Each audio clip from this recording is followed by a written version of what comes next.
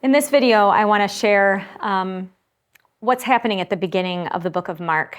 And the beginning of the book of Mark introduces John the Baptist, and it references a reading from Isaiah. And it says, "I will send my messenger ahead of you, who will prepare the way." And in a couple other translations, it says, "I will send my messenger ahead of you who will make the path straight for the Lord," or make straight paths for the Lord.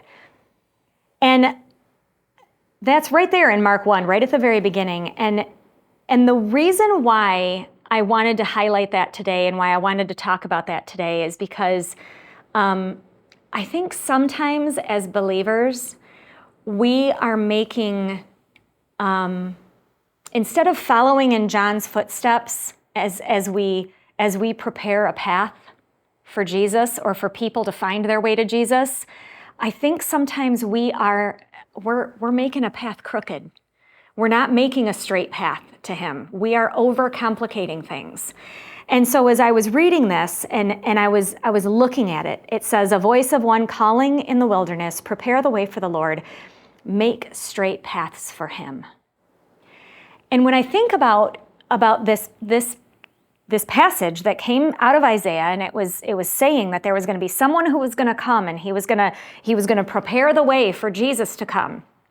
And John the Baptist knew, like, oh, this is what I was here for. I was here to, and this person who's going to come behind me, Jesus, he's so much greater than I am.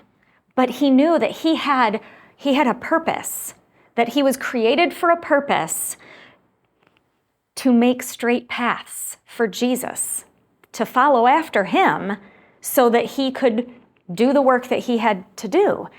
And I think about this with regard to our journey as believers of following in the footsteps of Jesus when we are encountering people who don't yet know him.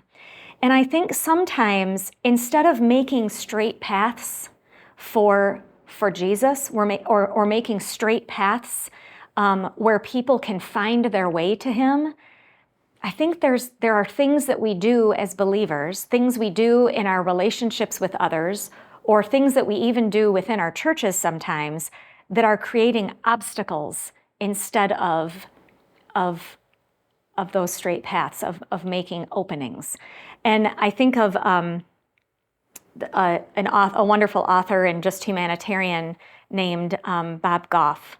And he once said that as believers, we should be about the business of being ushers and not bouncers when it comes to what it means to bringing people to the foot of Jesus. And so when I think about that phrase as well, and the idea of, are we opening up the doors of a relationship with Jesus, the doors of our church, the doors of our own home? Are we opening up the doors and saying, "Come"? You know, I've spoken before about the whole idea of living a life and living in such a way that is kind of a come and see way. Are we opening up our arms and our doors to that and ushering people in to know Jesus? Or does our life and our behavior, are we more like bouncers, where we're standing there and going, "Wait a minute, I've got to check you out first to make sure you're worthy"? And we need to remember that it's Jesus who makes us worthy. And so